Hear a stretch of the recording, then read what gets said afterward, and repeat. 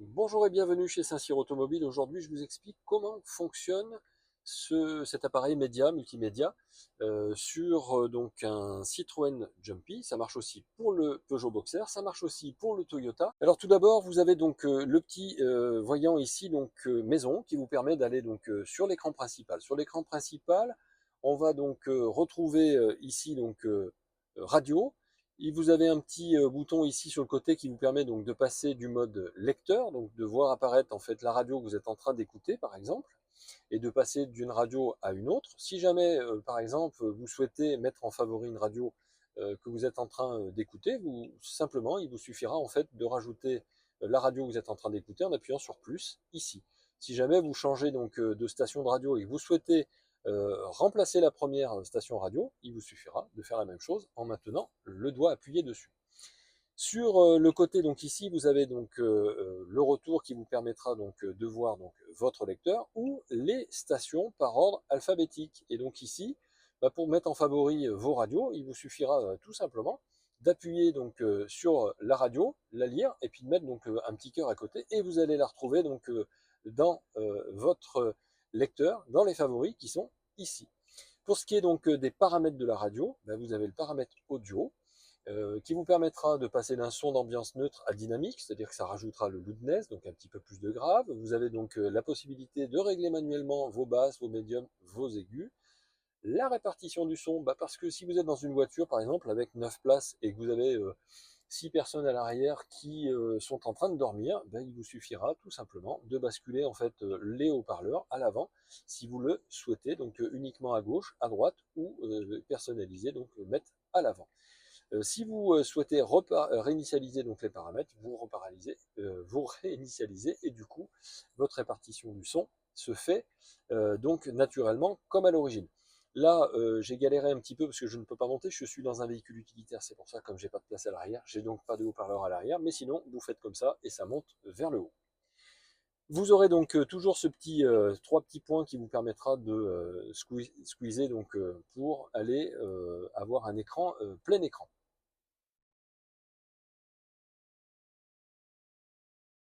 Dans les paramètres, vous aurez aussi donc les paramètres radio. Alors ça, c'est intéressant parce que vous allez pouvoir afficher donc vos radios par ordre alphabétique, comme je vous l'ai montré tout à l'heure, mais sinon, vous pourrez le faire par fréquence. Vous aurez donc le suivi des stations, ce qu'on appelait avant le RDS, la recherche des stations, c'est-à-dire que vous êtes à Chéri FM ici à Annonay, et vous allez à Paris, Chéri FM va changer de fréquence, elle suivra effectivement la fréquence pour vous donner toujours Chéri FM tout le long de votre parcours. Basculement DAB ou FM. Ça c'est intéressant de le mettre. Le DAB c'est la radio digitale, ça veut dire que vous avez une radio qui est de meilleure qualité puisqu'elle passe pas par le réseau hertzien mais par un réseau digital comme la TNT, mais toutes les régions françaises n'ont pas le DAB. Donc quand vous rentrez dans une région qui n'a pas le DAB, paf, ça basculera automatiquement en FM, comme ça vous conserverez toujours Chéri FM tout le long de votre parcours. Vous pourrez mettre ou enlever les annonces de trafic autoroutier, donc ça c'est la radio qui se coupe pour vous donner l'information parce qu'il y a un accident sur l'autoroute, etc. C'est vachement bien quand on est sur l'autoroute, c'est vachement moins bien quand on n'est pas sur l'autoroute, mais qu'on est à proximité de l'autoroute parce que ça vous gâche un petit peu votre radio. Attention, ça ne fonctionne que sur les radios France, par exemple France Info, France Musique, etc. Si vous êtes sur Énergie, ça marche pas, donc pas de souci.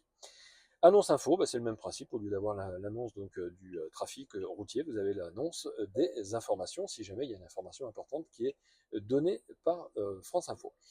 Vous aurez les paramètres donc du volume du téléphone. Quand quelqu'un vous téléphone, vous aurez donc la possibilité de demander une sonnerie plus ou moins forte. Le son de la voix, donc la voix c'est aussi donc la voix du GPS par exemple, le son du système avec les notifications élevées, moyennes, faibles ou même coupées, et le son tactile qu'on entend à peine ici, mais qu'on peut effectivement, vous voyez, augmenter en termes de volume.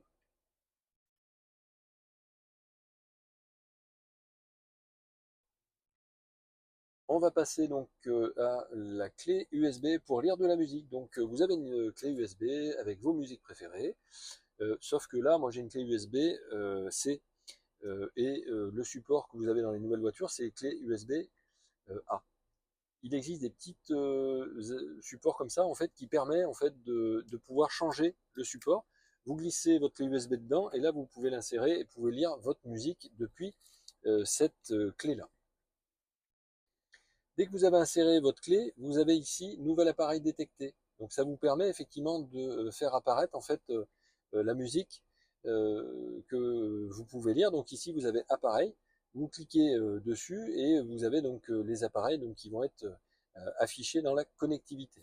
Mais si vous voulez le lire depuis la radio, à ce moment-là, vous retournez simplement dans radio et là, vous appuyez en fait une fois pour voir la radio, une autre fois pour voir le support de musique qui est en train d'être lu. Et si jamais vous avez votre téléphone portable qui est associé à la voiture, à ce moment-là, vous verrez apparaître effectivement la possibilité là de faire la lecture depuis votre téléphone portable.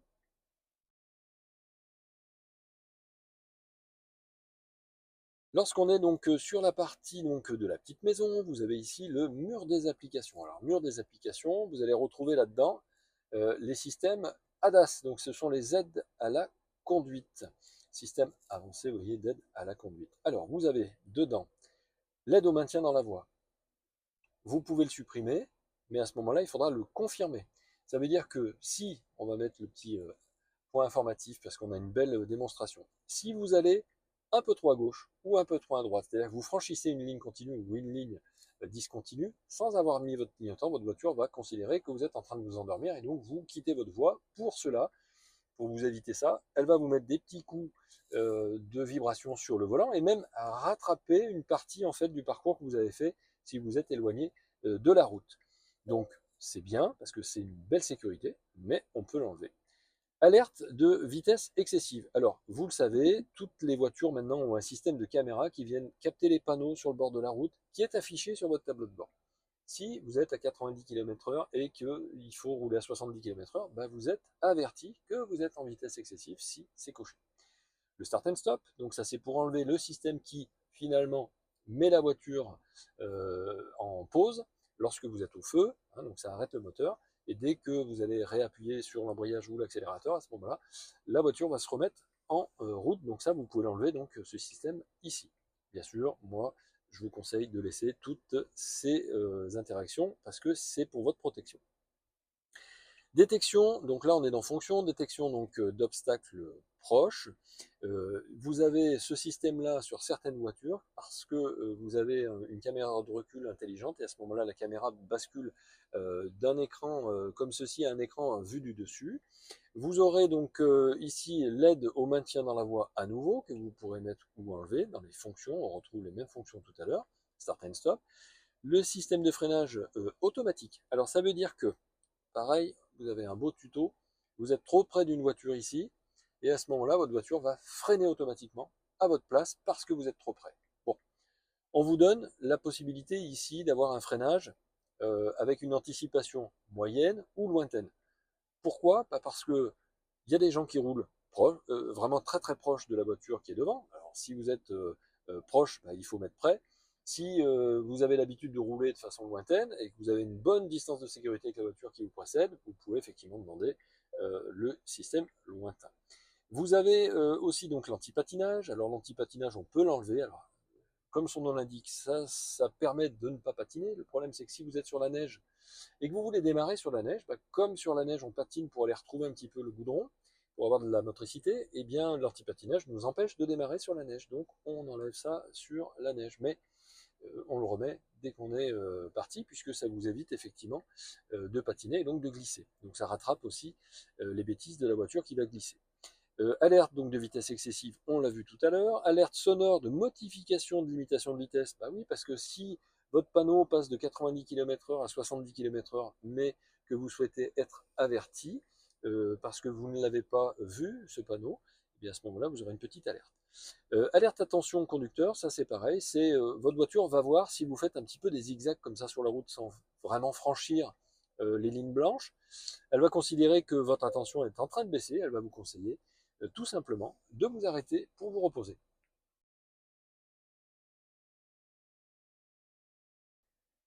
On va passer à l'onglet suivant, mur. Ici, vous avez date et heure. Alors pour la date et l'heure, fastoche, vous avez ici donc le système. C'est un raccourci, donc date et heure ici, c'est marqué heure réseau. Ah oui, parce que dans le paramétrage, en fait, vous avez demandé à ce que ce soit l'heure du réseau. Si vous avez un GPS dans votre voiture, vous sélectionnez heure fuseau horaire du GPS et à ce moment-là, ça se mettra en route tout seul. Si vous déconnectez date et heure automatique, à ce moment-là, vous avez accès à votre heure, et là, vous allez pouvoir changer l'heure. Si jamais vous n'avez pas cet accès, c'est que date et heure, c'est automatisé. Ensuite, si vous voulez changer la date, eh bien, pareil, vous avez donc la date qui va apparaître ici. Vous enlevez date et heure. Vous allez donc un petit peu plus bas que l'horloge, et là, vous allez pouvoir donc changer votre date. Avec les petits rouleaux, vous allez pouvoir choisir 12 heures, 24 heures, vous allez pouvoir choisir le format. Et une fois que vous avez fait ça, bah, il suffira de revenir en arrière, ou sinon de laisser effectivement la date et l'heure automatique.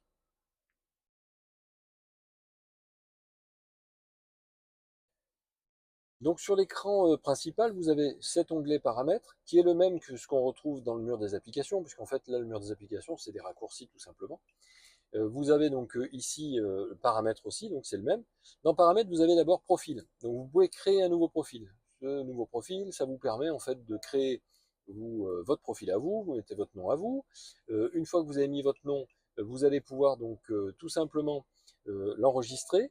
Une fois que vous l'avez enregistré, vous mettez la couleur euh, qui vous sied le mieux, et vous allez pouvoir associer donc un appareil pour utiliser les services connectés et protéger vos données personnelles. C'est-à-dire que là, vous associez un appareil que vous aviez déjà associé à votre voiture. C'est-à-dire que si vous avez mis un téléphone portable en Bluetooth, bah, vous associez le téléphone à votre paramètre. Ce qui fait que bah, vous gardez effectivement les données pour vous, que pour vous d'ailleurs, hein, puisque quelqu'un qui monte dans la voiture et qui utilise votre profil, bah, il ne pourra pas effectivement utiliser votre téléphone, vous n'êtes pas là. Ensuite, donc, vous avez donc, alors ça on va l'ignorer, le profil est en cours de chargement, et tout ce que vous allez faire en fait ici comme paramétrage sera gardé dans ce profil-là. Donc une fois que vous prêtez votre voiture et quelqu'un a tripoté votre radio préférée, eh bien le fait de revenir sur votre profil à vous, vous allez pouvoir en effet retrouver vos données à vous dans paramètres, profil, et vous cliquez sur Olivier, et paf, vous revenez sur votre profil à vous. Maintenant, votre profil vous intéresse plus, ou alors vous vendez votre voiture et vous voulez donc supprimer votre profil, vous allez dans la petite roue crantée, vous allez sur la petite corbeille, supprimer, et hop, c'est fini, il ne vous restera plus que le profil invité. Dans les paramètres, vous avez ici la personnalisation donc choisir le contenu, la présentation là de vos affichages. Donc personnalisation. Alors vous avez la personnalisation de l'écran, ce qu'on appelait l'ordinateur de bord, et de l'écran tactile, ce qu'on est en train de faire. Donc personnaliser l'affichage conducteur, vous avez donc sur votre écran d'ordinateur de bord 5 pages que vous pouvez faire défiler. Sur les 5 pages, alors le premier ben, c'est les RPM, donc c'est comment dire, le compte tour. Sur le deuxième, ici, vous avez la musique et puis donc les consommations. Mais allez, vous voulez changer.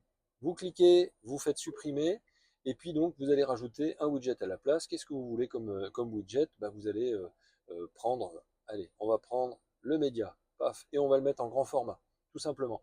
Et une fois que vous avez fait ça, vous allez pouvoir donc le rajouter donc ici, ou alors vous allez pouvoir mettre tout simplement, vous voyez, la température d'eau. Et ça change effectivement l'affichage de votre écran d'ordinateur de bord. Allez, ne pas enregistrer.